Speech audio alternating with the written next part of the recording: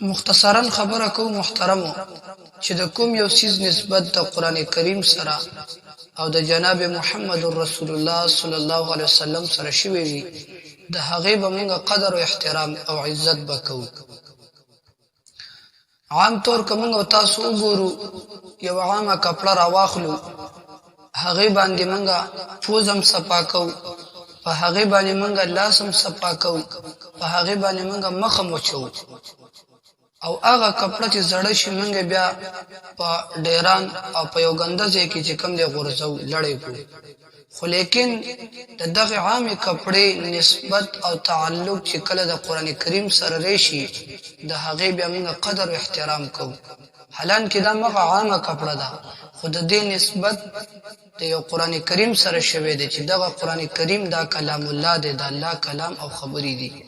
او بل نسبت پیغمبر علیه الصلاۃ والسلام سره شوی دی چې زمونږه او د ستاسو خوږ جناب محمد رسول الله صلی الله علیه وسلم باندې قران کریم د من جانب الله له طرف را نازل شوی دی.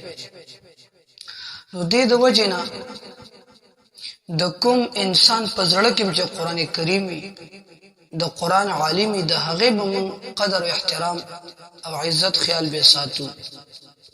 د حضرت زید بن ثابت رضی الله تعالی عنہ عمر د هجرت په وخت کې یو لسکالو او پشپکلنې کې د یتیم شو او ډېری غزاګانو کې د کوشش کولو حتی الوسع چې د شرکتو کې، خو لیکن د کم عمرې لقبله پیغمبر علیه الصلاۃ والسلام د دې منع کول نه به پرخو. خو مختصرا دا چې د تبوک په جنگ کې د بنو مالک جنډا د حضرت عمار رضی الله تعالی عنہ په لاس کې و. کله چې دغه جنگ د صحابه ورسېدل نو پیغمبر علیه الصلاۃ والسلام د حضرت عمار رضی الله تعالی عنہ نه د بنو مالک جنډا راواخستا او حضرت زید بن ثابت رضی الله تعالی عنہ ته په لاس کې ورکړل چې دا سنباله. حضرت عمار رضی الله تعالی عنہ ډیر زیات پریشان شو چې کې دې شمانه غلطی شي او یا د خفغان په وجه باندې پیغمبر علی السلام زما د لاس نه د جنډا اخیسته وي او حضرت زید بن ثابت رضی الله تعالی عنہ ته ورکا. کله چې د پښتنه وکړه یا رسول الله دا سي اخر سو وجه ده چې تاسو زما د لاس نه جنډا واخیسته د جنگ په حالات کې او حضرت زید بن ثابت رضی الله تعالی عنہ تم پلاس کې ورکا. نبی علیہ الصلوۃ والسلام ورته فرمایل ګوري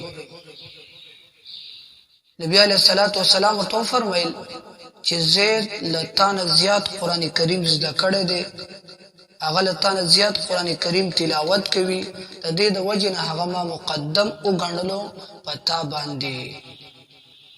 ولی چې د حضرت زید رضی الله تعالی عنہ نسبت او تعلق د قران کریم سره دی. راځي کومه او تاسو پر خپل معاشره کې لګ نظر کو د دماغونه لکار واخلو چې دنیا غټلو د پاره سحر وختي موږ وضو ماسختن لس یولس بجې راځو، نه د سحر قران کریم تلاوت کوو، نه د ماخام قران کریم تلاوت کوو، نه د غرمه قران کریم تلاوت کوو. فقط رمضان کې لګ دستور رواج رسم او رواج مو جوړ کړی د لګ راخلو د برکت د پاره نور خیر سلاده دا برکت سره په رمضان کې حاصلېږي. قران کریم دې د پر الله تعالی را نازل کړی دی چې تاسو فقط د رمضان په میاشت کې د دې تلاوت کوئ او د دې به حق ادا کوئ، نور تاسو ته اجازه نشته. آیا دا چېرته کتاب کې ثابت دي یا چېرته کوم عالم د خلینو موریدلی دي؟ د دین تابع به موږ خپل ځان جوړو، دین به ځان ته نه تابع کوو چې خوخه مشموز او دس کوو، کړه مو غواړي قران کریم تلاوت کوو، که طبیعت مو برابر وي ذکر اذکار کوو، تسبیح لاس کې نیسو. هانن سبا خوغه تسبیح لاس کې نیول دام پیشن وګرځیدو. د الله تعالی رضا مقصود د مسلمان.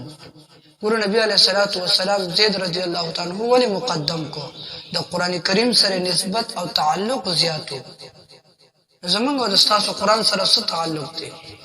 صرف ایمان براینام ایمان وراوړې دی چې وو چې قران د الله کتاب او په دې ایمان وړ. الحمدلله مسلمانانو په دې ومرته الله تعالی اجر او ثواب راکړي. چې په قران کریم باندې غیرت کو خو لیکن څنګه چې د قران کریم کما حق هو حق دی د هغه ادا کول هم په موږ تاسو باندې لازم دي